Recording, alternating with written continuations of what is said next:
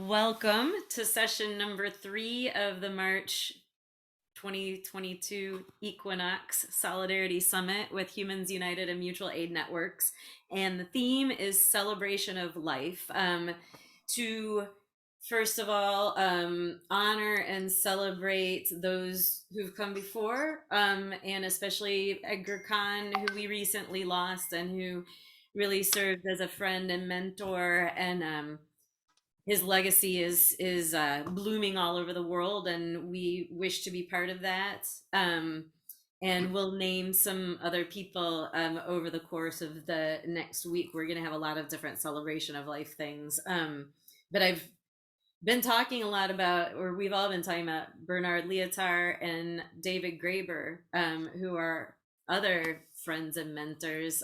Some of us knew personally, and one or the other, or and didn't, or were inspired by them. So we're celebrating those who've gone before, and also in the spirit of spring and renewal, celebrating all the cycles of life: the death, the birth, the dormancy, the renewal.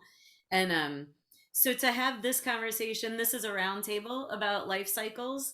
Ooh, and let's have Kate tell us what she's Yes, up where to. she is. We're all going to party. Musical instruments. Oh, this is so cool. And where are you, Kate?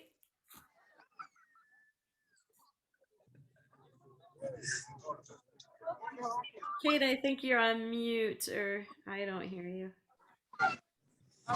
Sorry, I didn't want to disrupt things, but this is called the Awakenings Festival. It seems very apt for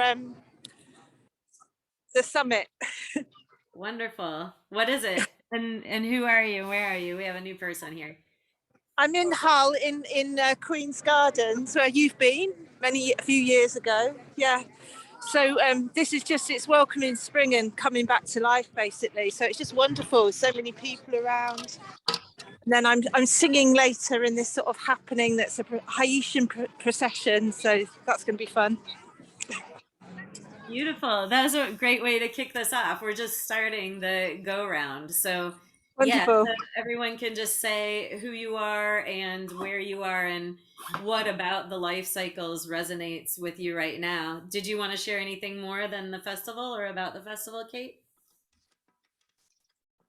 Well, just on a personal level, it feels it's quite interesting because I think we started talking about life cycles last year in terms of projects and the lulls and letting things go and allowing things to emerge and everything. And it really feels like that's happening here now. And there's something around, I think, slowing down a bit to enable us to speed up.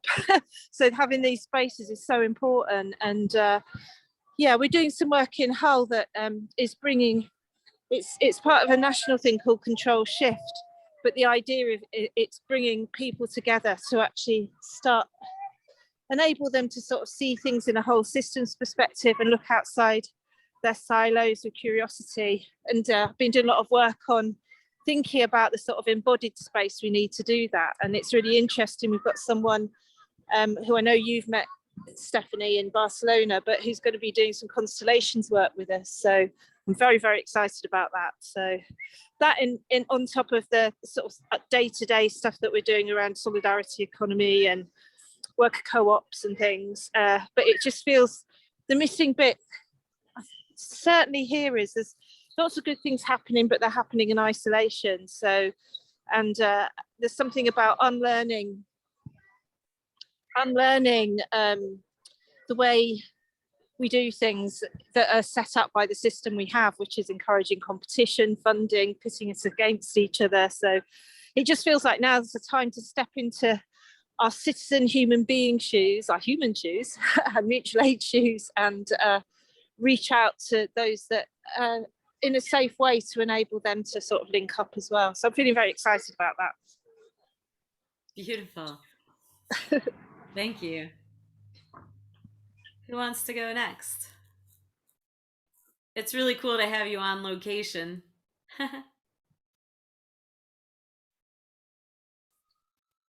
Goras, do you want to go? You're on mute. Let me. Am I mute? Can you hear me? I can hear you now. Okay.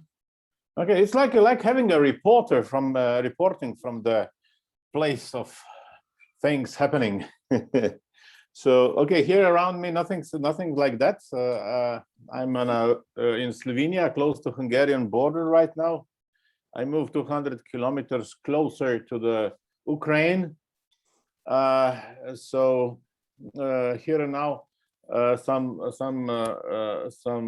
drone drops from Ukraine, but that's all about we have so far.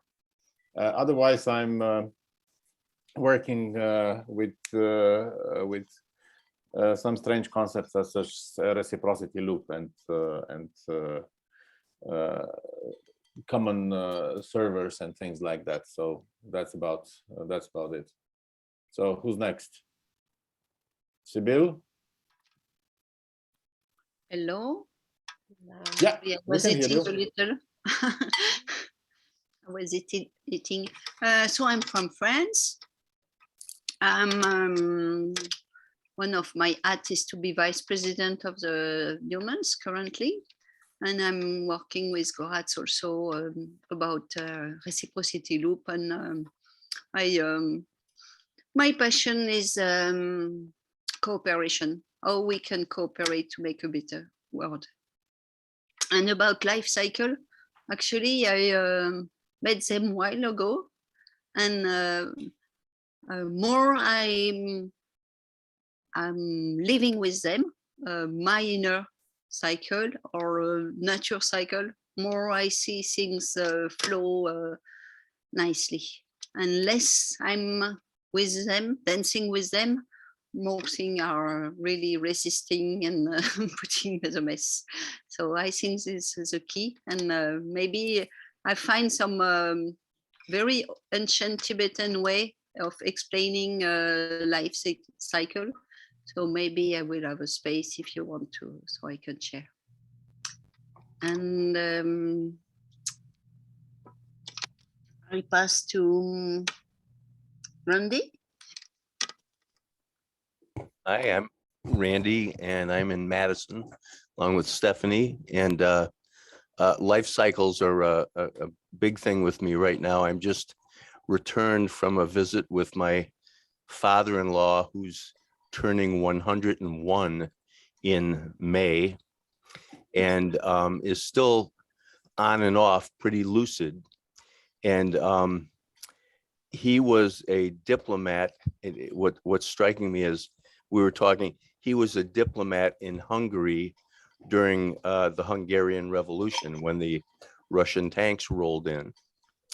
And he was talking about that. And my wife was 8 at the time. And she wrote a letter at that time to President Eisenhower talking about how terrible it was that these Hungarian people were outside the legation calling for help, and why wasn't the United States responding? And the United States has so much money and these people need our help. And in her 8-year-old way, she was saying, if you don't do something to help, I'll never like you again. And so it was amazing to read this story and think about, the tanks are rolling once again. So the cycles, unfortunately, seem to repeat. Other than that, my focus right now is a lot on trying to change the idea of neighborhoods as they're developed. I'm working on a project where there's a farm, a property, 65 acres, that sits in the middle of Madison. Madison has grown up around it, and it's been a farm for 175 years. And it now came on the market. And so a group in the community wanted to avoid having it just turn into another cookie cutter subdivision. We want it to be an urban farm and a natural area, and then some really mixed housing, you know, of all levels, not just market rate housing or quote affordable housing, but truly affordable housing. So we're working on that, and that's I'm very engaged in that. And the other thing I'm getting a lot involved in is our mass incarceration system in this country. I have a nephew who's in prison, and I've been, you know, painfully learning how just devastatingly cruel and unjust the system is, especially in terms of teaching people, you know, addressing problems and moving them forward in terms of how to live with other people. And it just strikes me that even in our neighborhoods, you know, I've worked in our neighborhood trying to develop sharing of things. You know, let's not all have our own everything. And it's amazing how insidious the whole system is in terms of, you know, people are saying, well, yeah, I'd share my lawnmower, but what if the guy cuts his leg? You know, there's going to be a lawsuit, and there's going to be this and that, and all of these things that are built in the way of people simply working together. And so that's why I'm interested in these kind of gatherings. So I'll pass it on to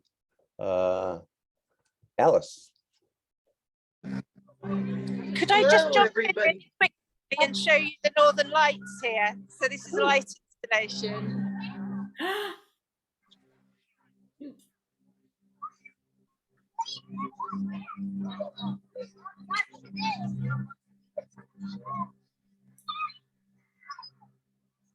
Oh my God.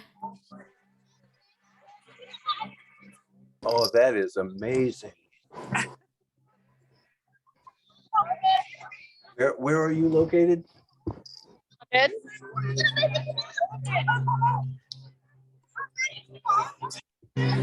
Where are you, Kate? I'll go off.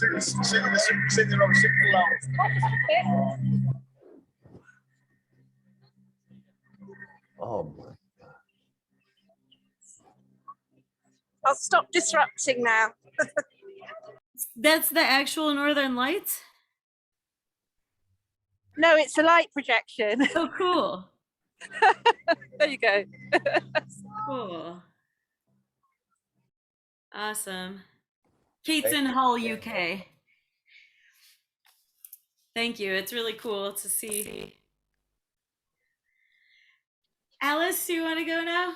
Yeah, and I'm gonna leave my camera off just because my computer just told me my internet was unstable, so hopefully this will work better. But yeah, my name is Alice Bagley. I'm here in Detroit, Michigan, and I'm part of Unity in Our Community Time Bank here in Southwest Detroit, and also help run the Michigan Alliance of Time Banks. And thinking about life cycles, when I'm not doing time bank work, I'm an urban farmer, so I am very busy sowing seeds right now. You know, we've had a few really nice warm days recently, and so it's feeling very, very spring-like around here. Yeah, and also just sort of the greater life cycles, you know, at least at the moment, you know, COVID numbers are really far down here in Detroit. So we're, you know, taking tentative steps back out into the world in ways we haven't in a couple years. So that's feeling very new beginning-y. And also just with the time bank work, we have a couple of new time banks starting up in the Detroit area, and another one that I just heard about that I knew had been floundering, but just heard that it had officially closed down. So sort of thinking about the life cycles of projects and organizations, and sort of, yeah, just the way that the natural life cycle of some projects, not thinking of them as failures, but just as, going into hibernation, and thinking about how to get some of those people who were involved in those projects, how they might be able to plug into new ones if they'd like, and that sort of thing. So yeah, I'll leave it there right now, but thanks so much for including me. I'm really glad you made it. Yeah, you referred to a couple things about succeeding the person before you at Michigan Alliance of Time Banks and the whole issue of succession and life cycles. And then there are a few scales that I'm thinking about, and Sybil actually just mentioned one before everyone else joined, that I'll invite you to bring back into the space, which is the like very large cycles, the historical cycles, even larger than what we're going to be talking about tomorrow with the dawn of everything, but the cycles of domination and repression, and then resistance and renewal and shifting whole world eras. And I know that I believe that we're in the process of doing that again, and many of us have expressed that. So that giant cycle, and then all the way down to, so one of the things that's been coming up for me a lot is I like to start things like organizations. So I've started a bunch of different organizations and coalitions, and very many of them, if not all of them, have come to points of like major transition over the last couple of years. I think sort of in keeping with the bigger historical cycle. And one of those areas of work that I'm also really passionate about is justice and peace building, and shifting to a community justice picture that doesn't involve depriving people of life and liberty, and doesn't involve domination of any groups or any individuals over any others. So anyhow, yeah, there's a variety of organizations. There's one that formed to respond to police shootings in my neighborhood. There's one that's been a coalition of practitioners and systems people supporting restorative justice practices. Our time bank, or the Dane County Time Bank, is no more and has shifted into a couple different directions. And so what's been a question for me, and it's actually a reason I wanted to have these celebration of life themes, is how we bring people together, like sort of transcend each piece and come back together and reestablish where we have common ground, and then go off, whatever, subset directions again. So just thinking about how we, and Alice, you were talking about the time bank that's gone fallow, and how do we, find the people still there, take the nutrients from the thing that has passed on, and make sure they go to birthing, the next generation of something that's in keeping with that tradition and that values alignment. So that's what this is about. And then the very granular cycles, one of the things that has been working well for us for a while is just to have a lot of repetition. And one thing we just decided yesterday in Madison Man is to just break things down. We're going to have daily, weekly, monthly, quarterly, and yearly, and we're going to start repeating, like we've been doing the summits at every equinox and solstice. In Madison, we're going to have a party at the next opportunity right after every equinox and solstice. So just some ways to get regularity. Kate, did you want to say something? You're on mute, and I might have been responsible for that.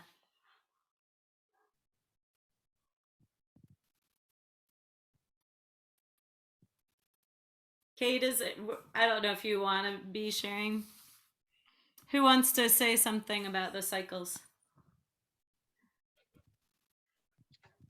I mean, I can talk a little bit. I mean, you mentioned kind of the leadership transition with Michigan Alliance, and I can talk a little bit more about that. So Kim Hodge, who I know Stephanie knows, and I don't know if anyone else here would know, she's the one who founded the Michigan Alliance of Time Banks, probably like over 12 years ago now.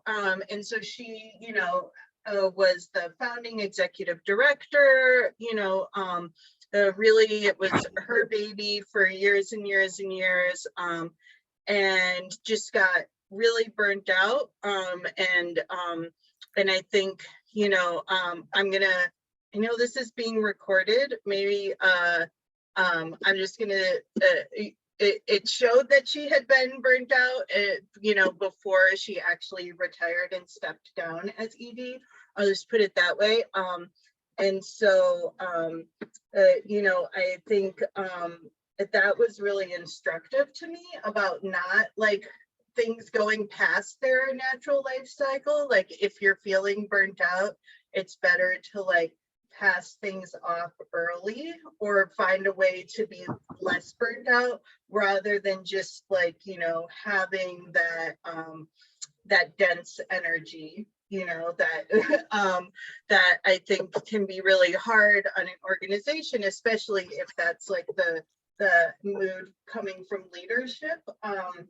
And so that was sort of when then there was a very messy transition, and because the organization was so bound up with her as an individual, and that's typical of all sorts of director founded organizations, like things, mailing addresses are people's home addresses, personal email addresses are the only ones that people use. Like, where even is all the like record keeping? Is it, in someone's basement? All those kinds of transition things, that can go better or worse. And I would say, and some of that's on the board members, and some of that's on the directors, some of that's on everyone involved in the organization. So I think like that, like preparing, sort of like the preparing for death, right? It's like you do your will, you do your like, you do all that stuff before you need it. You package everything up to pass on, whether it's for the organization to fold, like having a plan for if this organization has reached it, or project or whatever has reached its natural life cycle, or if it's just that it needs to like get passed on to the next person. So I think in seeing how to not do that, it was really instructive, because there's been, there's a lot of rebuilding that had to get done that did not necessarily have to happen if there had been a smoother transition or an earlier transition, or just, a better planned out transition. So, I've been, Kim retired probably close to 3 years ago now, and we're like still kind of dealing with some of that succession planning stuff. So, yeah. Thanks. Go ahead, Sue. I No. wasn't able to put the comment on that post, I think, just because you initiated it. So maybe you could add some of the notes onto that. Yes, I will check. Actually, yes, I didn't create a Padlet specific for this session. I don't know if you want one. Maybe we can just stay in the chat. Yeah, and we just paste it in there. Can I share something based on what Alice was just saying? Did you want to? Is that all right? Go for it. Yes. Yeah, when you're talking about the succession planning and like planning for death, it's a lovely way to say it, and it was making me think of a couple of things. One thing is that's part of why we want to do these things and like create more infrastructure to share healthy ways of working and things like that. And to part of it is I feel like our structures, our corporate structures, nonprofit structures, our organizational structures, to me are like cancerous growths. Like I feel like when we stop structuring things like cancer, we'll stop getting cancer too. But if they're designed to grow and grow and never die, and we have all this incentive, like everyone has a built incentive to stay there. You know, I've definitely, and our work lives are structured in ways that burn us out. So that's part of why we wanted to design mutual aid networks in the way that we do, aiming to unbundle all these different types of work. Like, in order to, for example, I had to learn to start a nonprofit organization in order to have time banking happen in my world. Well, the nonprofit organizational part corrupts it.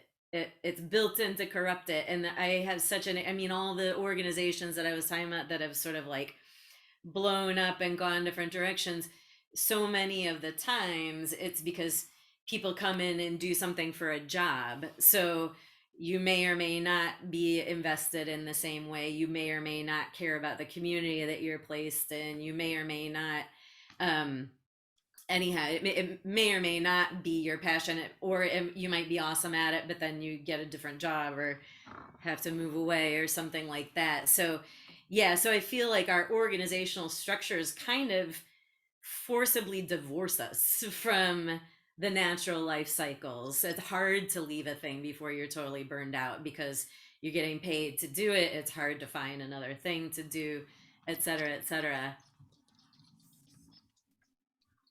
Pass to whoever wants.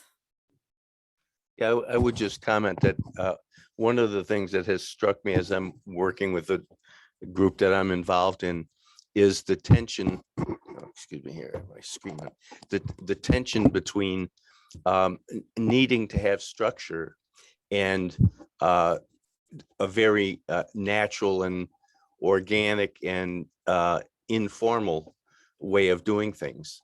Because, you know, I know a number of people who don't want to get involved in that formal structure.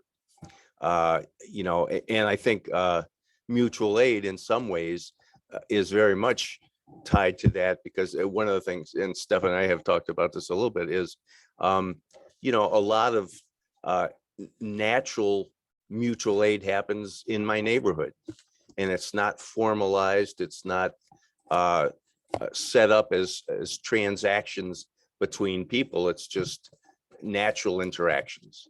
And yet, if you want to sustain it, you want to spread the idea about it, then those structures have some value. And one of the places where I've really struggled is, you know, in developing this property, we really want it to be designed by the community. And yet decision-making is this very cumbersome process when, you know, everybody's involved and there's no formal structure. You know, how do we decide to take action?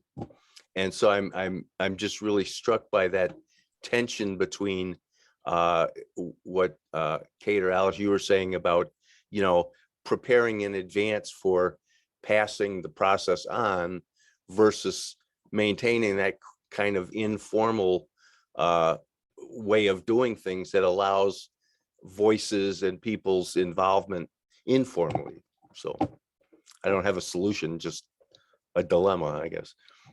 Yeah, I mean, I think part of it, and what I'm always trying to ask, so like we like, so the Michigan Alliance of Time Banks has like a formal 501c3 structure, but like our local time bank, for example, like we don't. We have a fiduciary, we work under like a larger organization. And I think that that's like, it's so great because we get like all the benefits of, you know, of people being able to give us tax deductible donations and being able to, you know, most grants will work with you if you have a fiduciary. But there's always like these pushes from the outside, like, well, like you should formalize, you know, and then you can get a full-time staff person and then you can get more staff people. And it's like, or we could just do the thing that works, right? Like, you know, it's not to say that we shouldn't like always consider our options, you know, because the world is always changing and maybe it'll make sense someday, but there, you know, and that's also like what Stephanie was saying, like that like unsustainable growth push, you know, And the same thing like with the Michigan Alliance of Time Banks, you know, we have all these bylaws, you know, because it is a formal 501c3, there are legal requirements that we have to meet. And it then, but what, you know, what I'm trying to keep us doing, because like one of the nice things about like the leadership transition is that like some structures that I think were probably too rigid fell apart. And so it's like, okay, like we don't need to rebuild this in exactly the same way it was before. Like, yes, we have like these legal requirements, you know, we have to have a president of the board and a treasurer and a secretary or whatever the legal requirements are. And like, we'll put people's names down on those lines, but we don't actually have to act according to that. You know, we can, you know, put people's names down on the lines, and then we can govern this however we actually want to and however actually works. So I think, yeah, it's like assessing when like the structure, like which structures are helpful and how can we bend them too, you know, I think is always like a good way to look at these things.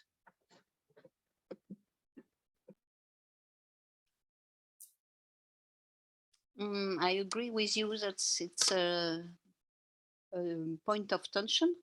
And when we see nature, nothing is working without some backbone or skeleton, because then the flesh cannot glue or be alive.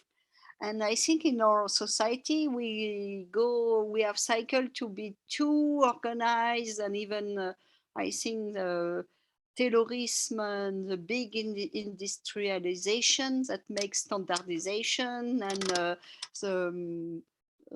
totally illusion of control and predict have really lost, get us totally lost. But then now there is a kind of an extreme opposite, that's to not willing to have any structure. That is really well described in the spiral dynamic colors. That's a lot of people are now in this green paradigm without willing any structure. And I think as I said, with no backbone, the flesh cannot develop. So it's maybe a misunderstood between the wrong structures that we have now, and that is really pushing us in our bad behavior, and structure in itself. And we should find other way to make structure.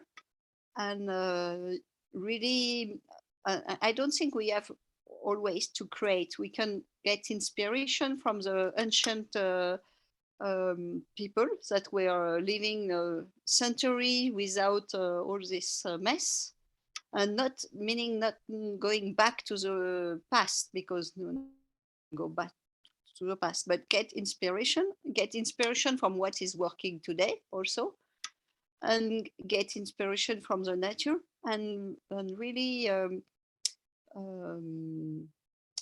dare to take the, each time we have something to do, ask yourself, because you know, intelligence, human intelligence, apparently it's the skill to take the good tools for the good content, and according to the intention and to the content, and to make good good relation between all this. And I think we forget our intelligence, and we always want to apply the same structure or the same tool. Structure can be seen as a tool, or same stuff everywhere. And to be more flexible, to change what I call me architecture or tool according to the content, to the context, and to the intention, but not go in this extreme, totally chaotic, that I think serve even the one who doesn't want a better world for us. And this is quite challenging, yes. Yes, and this is, and I find some literature about project management, and I'm now making a big research because I have understood that project management, meaning control and predict, and even the Gantt, you know this Gantt tool, has been really to sell, to market. It was not done to do things, and now it's used to do things, and it's really hurt people. And so I found some literature about that people say that this project management is not natural and it's really a way to control. But I haven't found a way yet how to do differently. So I was thinking to maybe get inspired by the, the support. When you have support, you go by tickets. So meaning by real tension, things that has to be solved now, and go. It's a bit holacracy is going like this. Is going by tension and not thinking in advance what could happen and try to control and predict. But this is really an ongoing process because I was surprised to not find any other way of doing stuff, because now I don't want to speak about planning project and acting together, how we can structure without falling down in what these crazy people have invented for us.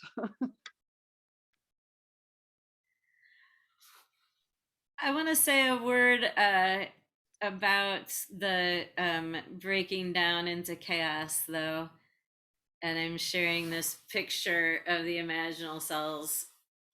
So people have probably heard me talk about this before, but I was very heartened when I learned that in the life cycle of a caterpillar, like right before the end of their caterpillardom, they eat everything indiscriminately, and then they go into their chrysalis. And actually, I just recently saw a time lapse thing of that, and it seriously looks like the caterpillar is like wiggling out of its body. It's like pulling it down, like it's like pulling off clothes or like pulling its pants down, and then the caterpillarness is all gone at the bottom, and then it becomes the chrysalis. But it just becomes goo in there, and then these imaginal cells emerge at different parts of it and then grow toward each other and become the butterfly. And I just have loved that ever since I learned about it, which was a while ago now. But then when things happened and we like this COVID situation like really broke us down so many ways, like so many people really did just like become isolated in their home. Like people got separated from tribes and jobs and worldviews and in so many ways. So yeah, anyhow, it's the indiscriminate goo might be serving us at the moment. And economically in this country, we know that people have just left their jobs in droves. Everything's different about hiring people at a business. Like people don't feel it's worthwhile to work a shitty job anymore. So the time is ripe, and again, it's not just luck. We've all been working at it for a while, but being able to show and just do the things, it has been my experience since I started the time bank. And maybe you had this too, Alice, but people, and myself included, I didn't really want to start a time bank. I just wanted a different economy, and I didn't really want everyone's time valued equal situation, because I wanted it to work in my business. But doing time banking and being in it as an equal and just having that flow and building that social relationship just instantly felt good to me and felt different to me. And so many people experience it that way. So if we can go door to door and invite someone into like a little bit of mutual aid on their own terms, on their own time, my view is that they'll feel it too. And then get a chance and that's my view also, is like we have to go door to door and invite everyone to have a chance to feel it too, and make sure we create a concrete opportunity. And for me, that's part of the life cycle. Like I've had a hard time with birth part of the life cycle in terms of helping people get their toe dipped in. So I'll pass it to whoever wants to build on anything. For us, we haven't heard a lot from your quarters yet, which is fine if you feel quiet, but curious your thoughts.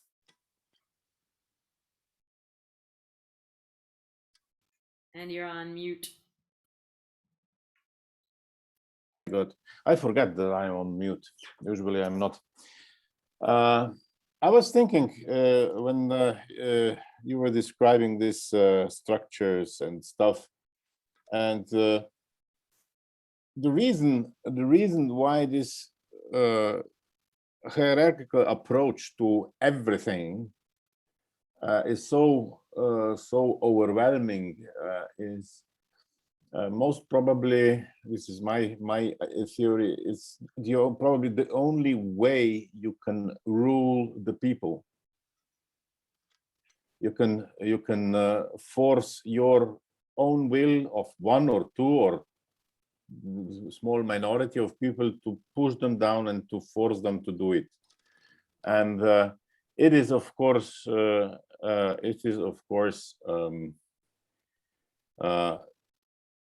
also the weak spot for this thing. If you can organize people differently, the hierarchical model fails immediately, and it has big weaknesses in terms of time to respond, how the information flows, how the information is filtered. All these things are terrible in hierarchical models. But you can arrange the people in different structures, in more natural structures, the way how the nature is organized. All you need to do is go and look at the nature, how it does things. And just to give you an example, if the one cell organism like amoeba, you know, this they are known that they live when there is a lot of food floating around, they are alone and they hunt by themselves. But when the food is scarce, they clump together like 10,000, 15,000 amoebas together, and they become visible as this multi singular organism of multi-cellular life becomes even visible to naked eye. You can see it, and they are able to move in the team together in the direction of the food. So without any brain, without any nervous system, just by communicating among cell to cell. And there are now there is a project going on to unravel how the hell they do it, because nobody understands it. And because if you imagine putting 100 people, just 100, not 15,000, just 100 people, put them blindfold on and something in the ears so that they cannot talk to each other, and then tell them to go to eat something and bind them together. It would be a disaster. So, and nature does it like that, and actually our bodies are proof of that, because our cells communicate. It's not that our brain is controlling everything and telling the cells. It's actually it's just a brain is just the hub. It's just the transfer point. It's nothing. It's of course it has some potential to control a few things and give you some access to, but still it's everything in the body that communicates and works together. So it's not such a big problem. We just have to find a way. It's easy, actually, easy.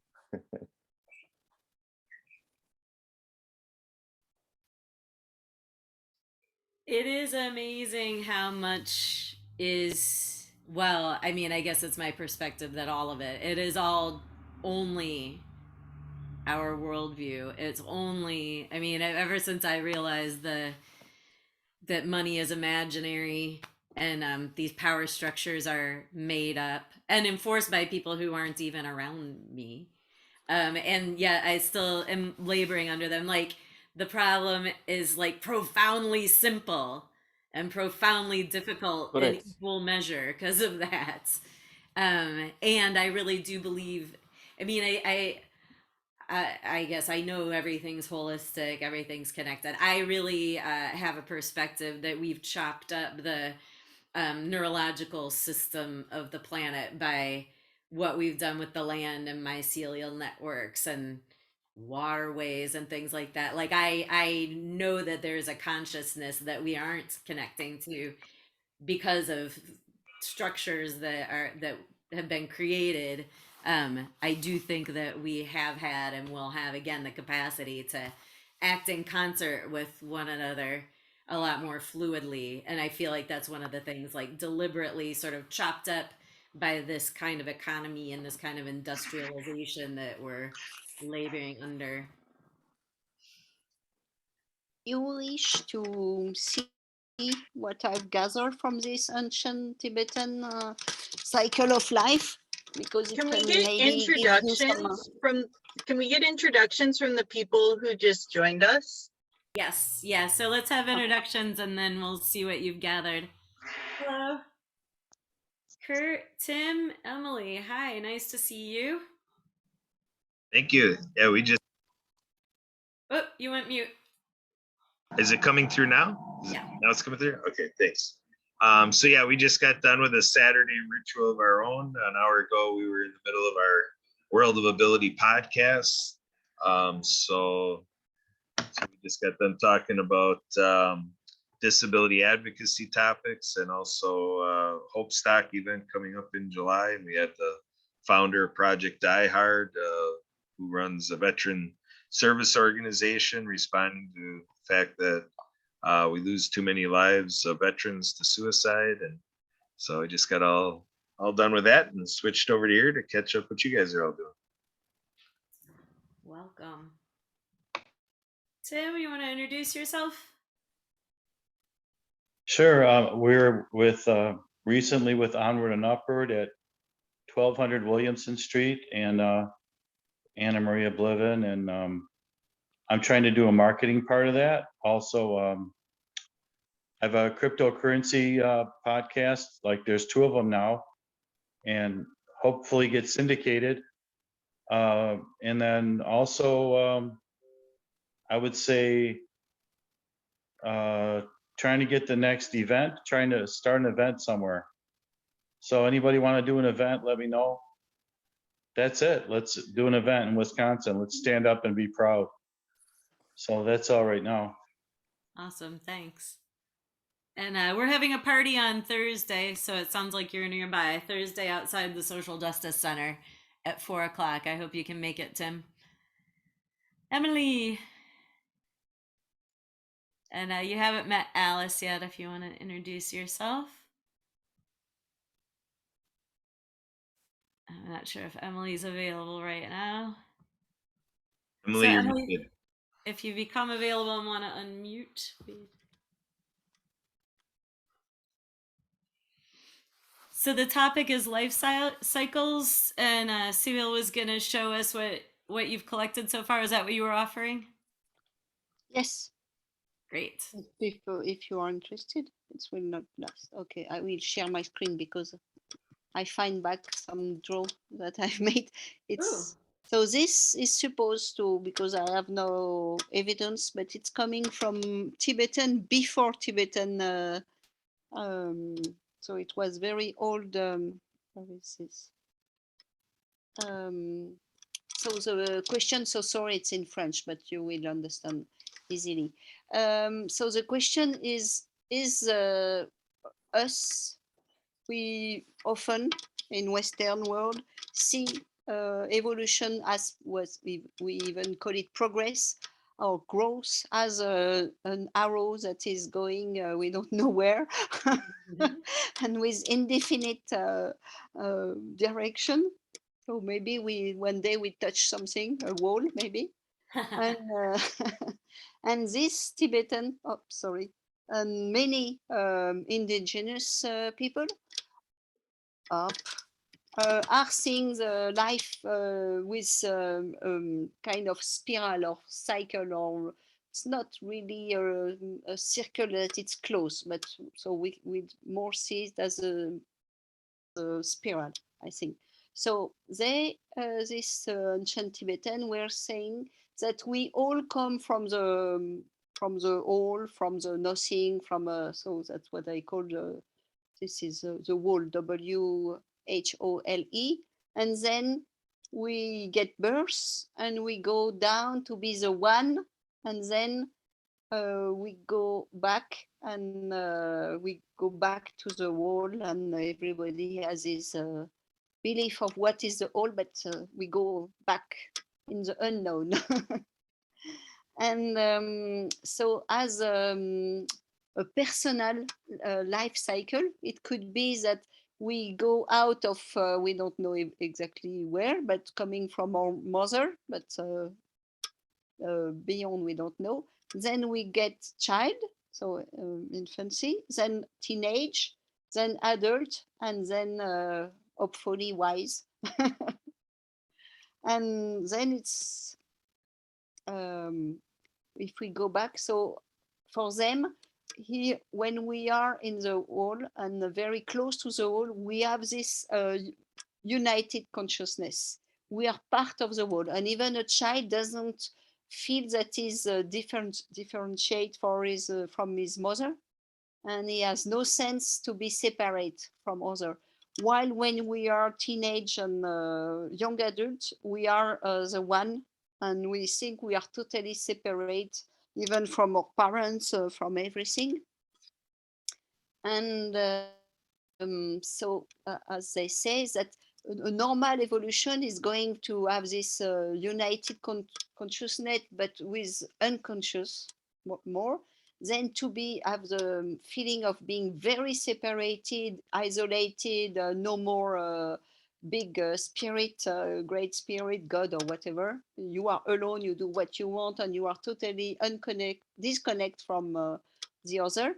And then when you get more old, you should go be more wise, and then you come back to do this united consciousness, but while keeping your individual consciousness. Then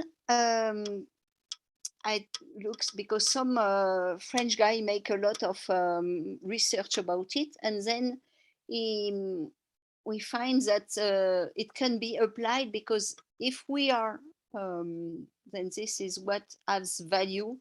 So we can apply this cycle also as a society, because I'm coming back.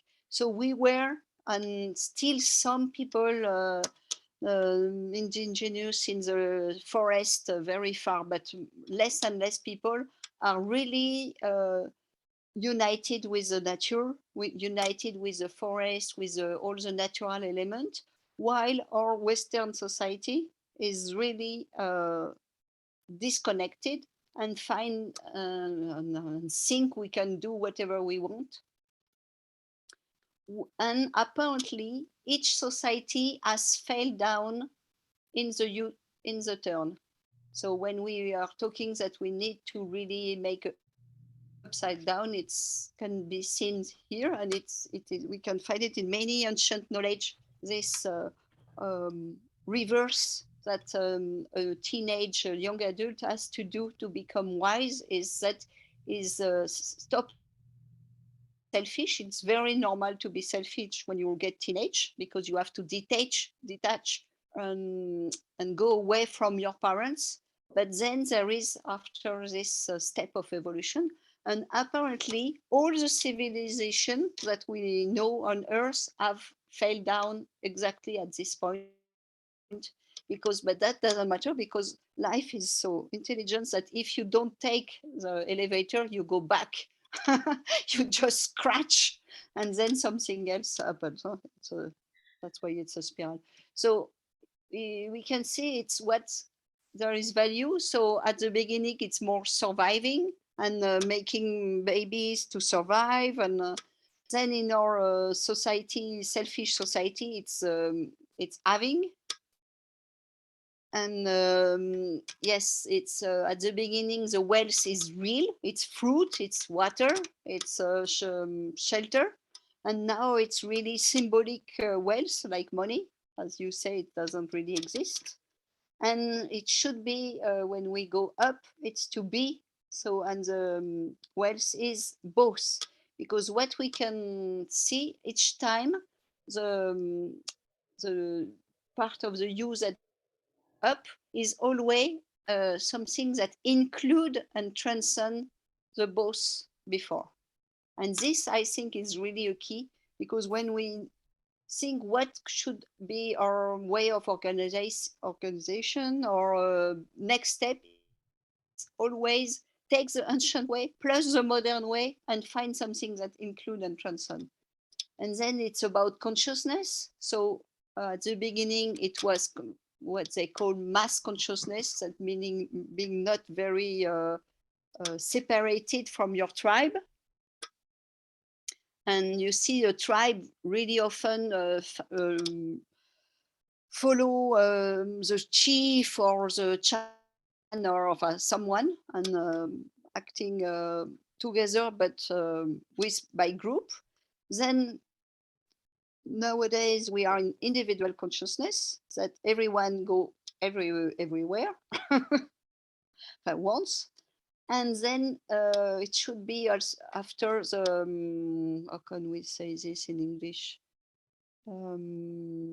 Collective the consciousness? together consciousness, that will go together but with no leader. It just we are attracted by something that is beyond us and going in the same direction, a bit the idea of the mountain that we all want in the former session. But there is no need for a leader, it's because we are inspired.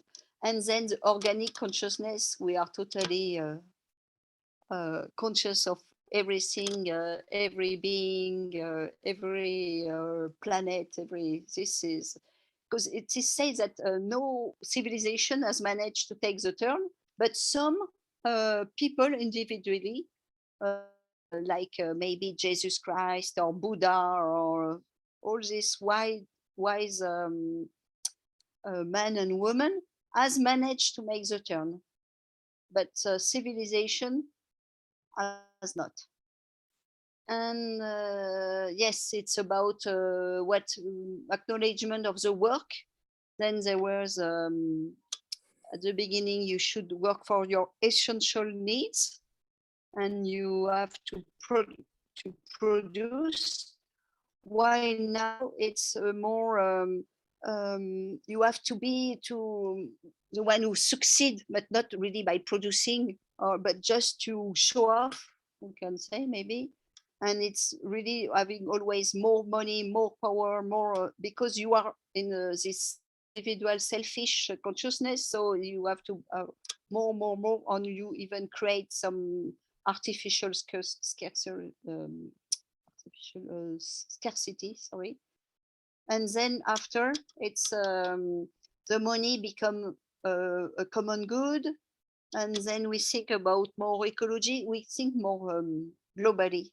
And once again, it's as the first tribes that were thinking even unconsciously, but to survive they have to take care of the environment. And now in our individual consciousness, we think that we will go to March soon. So we don't care, and we have no sense of the future. And then the U-turn brings you, you should have the both. And oops, why it's not working?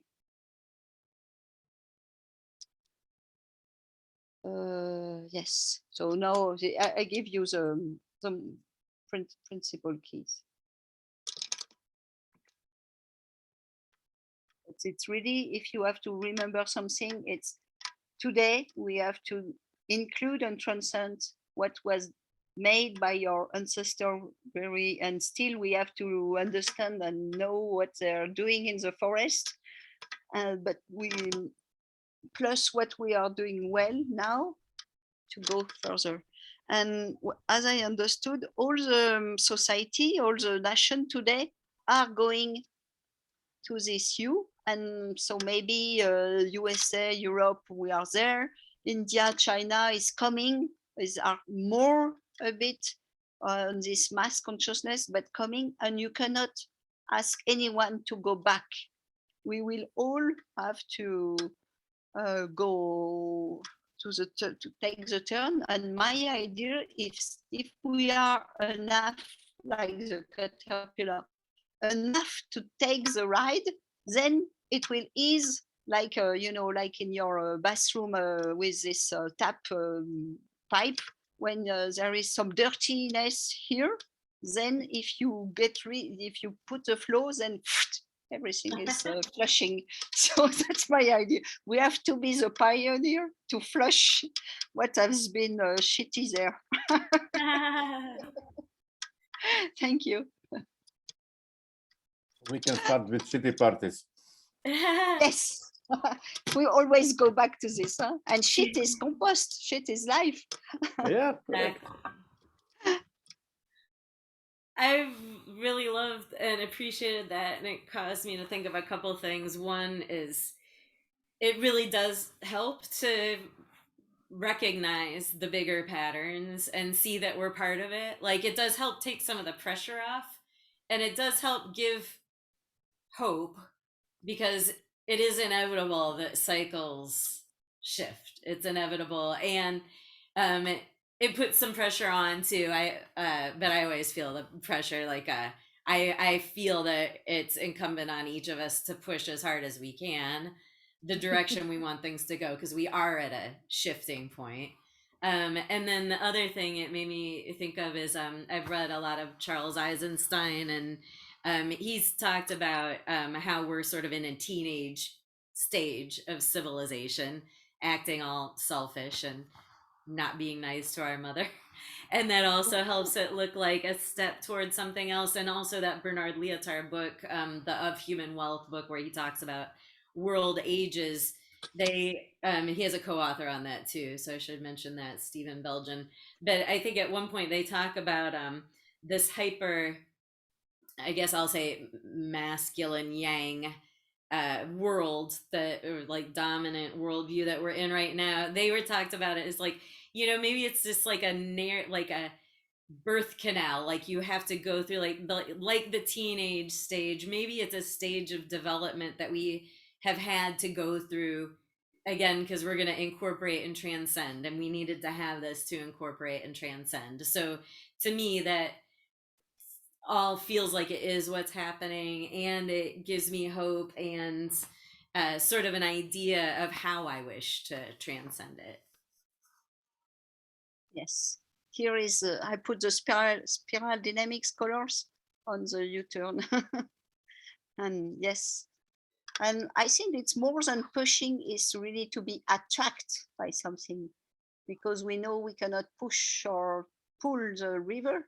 But I think all of us, if we still have so much energy, it's because we are attracted to something bigger than us. Flow like water.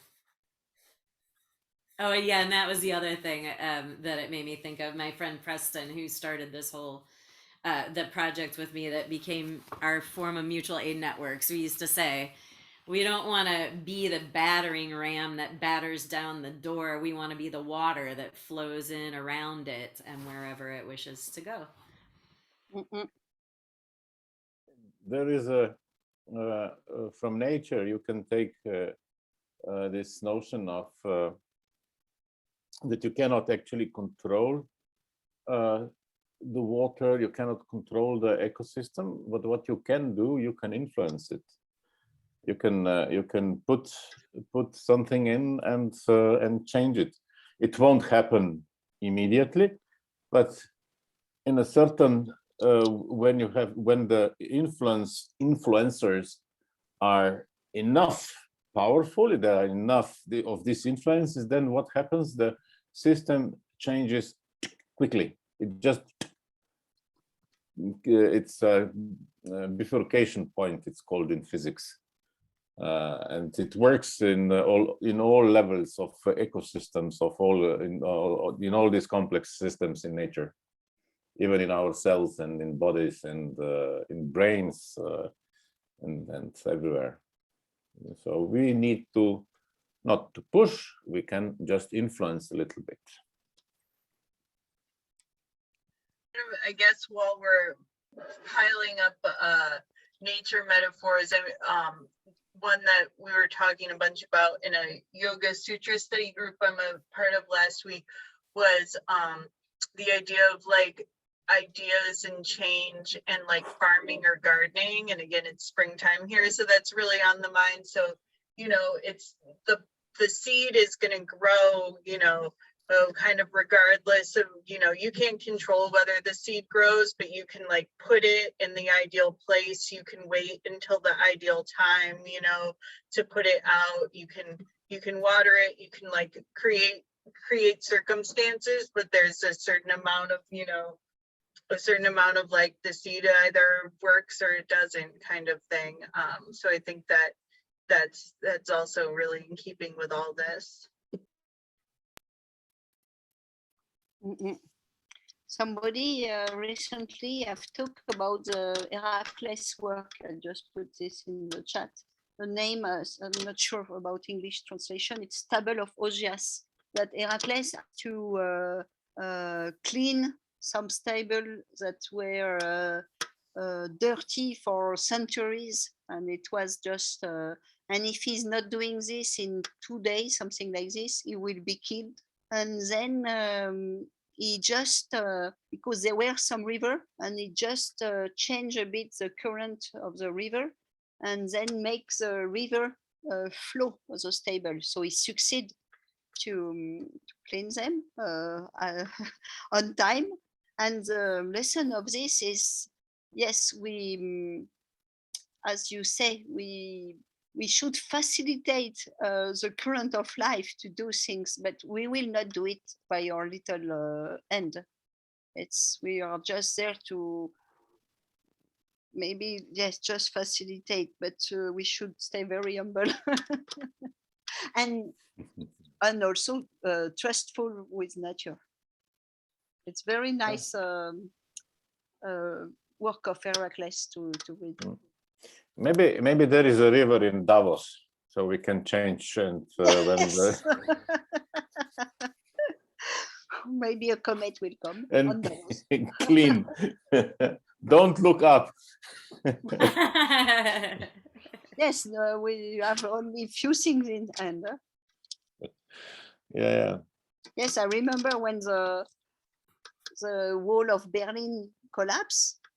I was not really expecting like US, Soviet stuff will collapse like this, and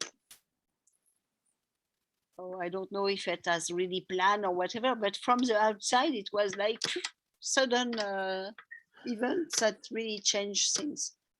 Well, it was not so sudden, but yeah, okay. It took them 60 years. It was a little bit longer circle. Yes. It was a little bit longer. I think one of the things that, not to bring it down, but one of the things that has surprised me is the lack of recognition and change in light of climate change. I mean, I'm just amazed at the conversations that continue, you know, at least in the US, you know, the legislature and the businesses that are still, you know, arguing about the financial implications of making change. Oh, well, we really can't afford to do this. You know, it's sort of like, I thought this would be the one that people will coalesce around because, it's really kind of life or death. And yet it doesn't seem to have made a dent in lots of people's thinking. I was hearing a right-wing radio broadcast the other day where they were simply talking about how insane, this green political movement is, because we just can't afford that. For me, it's that part is really disheartening, that there's been it's like it just has not caught on somehow. Maybe Go ahead. there is a reason for that. Of course, it has to be. The way I see it, the way I understand the world around me, and the way the civilization is and how it evolved, I'm looking at it as a every living thing, every living from unicellular organism to humans, we are all building our environmental niche. And the whole planet is a niche for our Gaia, for all. It's all one living organism, one huge living organism. And what we have as a civilization is a niche, environmental niche built by psychopaths in the last 6,000 years. That's why we are so fucked up because it's not our niche. We are strangers in this world, and in order for them to have this niche, they have to manipulate us. And one of the things with money, that you cannot afford this. My God, banker can create money out of nothing. So that's bullshit, total bullshit. So we have to understand that nothing will change if we will wait for the politicians or the big bankers or the big corporations. Nothing will change. We need to change ourselves. Period. We have to get rid of them. I like to quote. It's so many times quoted this American architect, Buckminster Fuller, that you don't fix something that's broken. You change the model that will replace the broken thing.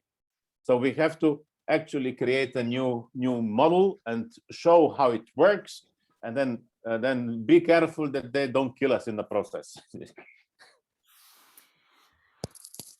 So we could go another 25 minutes if we want to. I just wanted to invite people to do a go round, and if there's more that you want to share on this topic, that's great. If you want to move toward a close, just whatever you feel like. I want to share that when I was about 19, I had a dream, and in the dream, people were all just making a thing quietly, and then everyone just pulled out on the same day and it was done. And I still believe it happens that way. Might not be one day, but we are making the thing, so that's lovely. And I really feel like a lot of what makes a difference is people feeling what's possible. And I feel like if we could make a little video that showed some of these things, like when you're talking about how things change on a dime, how a river changes direction, show some of those things. These happen, this is what's happening. I think that could really help. So that was just a little flash of inspiration I had here today. But I'm ready to move toward a close or stay, whatever people want. But this can be my checkout. I think that this has been really super cool and thought-provoking. Thanks. Pass. Maybe just one thing that happens to me. 2 years, and a little more than 2 years ago, I was having an idea to how can we show people that they are not alone in thinking that this world is crazy, and how to do it. And I said, wouldn't it be great if we would be able to convince people to get out on the streets, not to protest, just to get out and stand up and stop working for 15 minutes. And then COVID comes and poof, we stop working for a year. My God, it's fuck. It's and what is good about this COVID shit that happened is that suddenly a lot of people realize that there is another way, that you can work another way that is not necessary to do it. They don't know how to do it properly. They don't understand still tons of stuff that they need to understand to do it. But here's the thing: you can poof, do it. It happens. Tuck. So let's create COVID 2.0. But then that we choose to boycott, not we are forced to. Yeah. Okay. But then I will close. Thank you. It's very inspiring. And let's flow the cycle.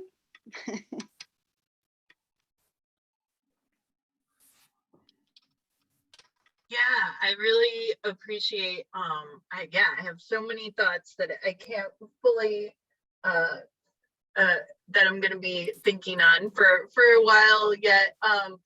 But sort of one thing that struck me just thinking about the climate change issue, and then also COVID, is recognizing, right, there are like these natural long cycles, but making sure that we don't get stuck in like these cycles of emergency. I know like one of the mutual aid groups that our time bank was a part of in the past 2 years, like we sort of, once the sudden emergency of when COVID hit started to subside, we spent a lot of time thinking about like, okay, like what do we do next? And what we did was sort of melted away.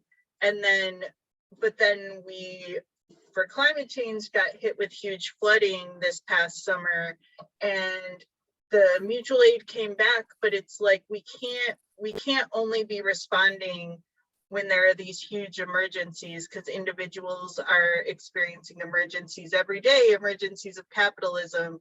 And so, you know, I don't know what the answer for that is, but I think, right, like, I think that there's also knowing when the cycle's not ended, and like, how do we move it into more sustainability? Yes. And I didn't say this out loud, and I didn't put it until later, but I have put in the chat a link to the slideshow for this summit, and it has different ways to stay engaged. So for anybody who missed it, every week in April, we're having shitty parties, let's get our shit together parties, as a way to like really invite people to come together and cohere, so we stay together in sort of more structured ways going forward. Yes, but that's all shared in the slides. Tim, Kurt, or Emily, who wants to go next? Well, I just want to add that any events where we can get together in person, that sounds like fun. And I will try to place those on top of any Zoom meeting. I'll go in person first before I go on a Zoom meeting. So keep inviting. All right, that's all. Awesome. We're getting back to it. I guess the thoughts I'm having from past experiences, as I look at everybody here, I put the notion out there that to me, you're representing about 20 people. And the reason I say that is I use what I call the 5%.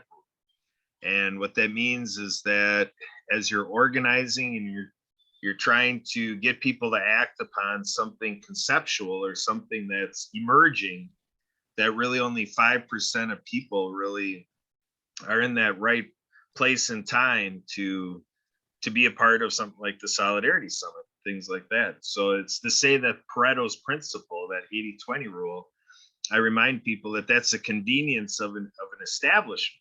That's when something's established and proven and everybody knows what it's all about. It's a household thing and it's commonplace. Then you get 20% of the people are doing 80% of the work. So I pose here right now, we carry the responsibility of about 95% of what we're talking about is on our shoulders right here. And we're hoping to get it off to about another 15% of people. So hope we can kind of put a little dent in that now in 2022. So thanks again for everything everybody did today. Lovely. And Emily, are you ready to give a checkout? Looking forward to doing more things in person as well. Yes. Thank you to everybody for everything they do. Thank you. I think everyone has checked out now. If there's anything else to share, let us know. So, on the theme again of celebration of life and renewal, we will keep being together tomorrow morning. We're going to be part of International Time Banking Day, whoever wishes to, and make sure to note that's not the same Zoom. That's a freestanding thing. You can get to it from timebanks.org, and I can put the direct link for you in a moment if you need it. So that's at 9 Central Time tomorrow, and then at 2 Central Time is the book club on the Dawn of Everything by David Graeber and David Wengrow. Oh yeah, and then also on the theme celebration of life, our in-person event is on Thursday, and it's our opportunity to like really invite people who've participated in all the different iterations. We've had a local currency, we've had a time bank, we have had a whole bunch of cooperative efforts. Our location used to be the food co-op that's now across the street. There are a lot of different things that people have participated in over the years, and so we're inviting everyone to come together and celebrate what's gone before and find each other again. And I would just like it to invite people to consider doing that where you are, in your local community. If there's anything where you like to be regrouping or celebrating what's gone before, just acknowledging, I think we are finding it's a healthy way for us to go forward together in the future, or we'll find out more because we haven't done it yet. But so that's the invitation. Solidarity summits are about working trans locally, and if something is helpful in one place, we share it with the other places. All right. Thank you. Parting thought? Thank you all. Bye-bye. Spring, time for birth. Push the baby out. Oops, not push. Influence the baby to come out. Bye.